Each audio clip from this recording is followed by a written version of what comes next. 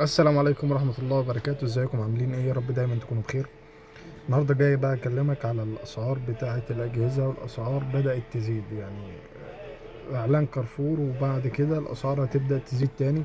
شعبة الاجهزة زودت بنسبة 15%، بس هي ممكن تزيد اكتر من كده. بخصوصا ال جي، وخصوصا الحاجات اللي هي بتيجي استيراد بيكو والحاجات دي هتزيد بنسبة كبيرة. فانت لو عروسة عايزة تجيب، جيب دلوقتي، عشان بعد كده مش هتعرف تجيب حاجة.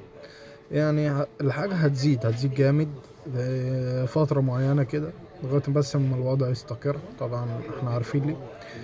فالله المستعان. يعني الأسعار دلوقتي مش ثابتة، زايدة حتى برضو. كارفور شغال وكل حاجة شغالة، بس برضو الأسعار مش ثابتة. بس الهوجة بتاعت كارفور دي تخلص، وبعد كده هنرجع تاني للأسعار بتاعت الساعة. الساعة النهاردة في الشاشة بكام؟ هيقول لك بقد كده. الساعة بكرة في الشاشة بكام؟ هيقول لك برضو بقد كده.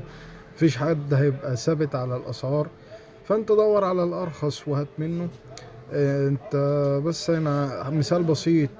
الشاشة اللي هي الجاك ال 32 العادية بقت ب 5000، متخيل؟ بس كده.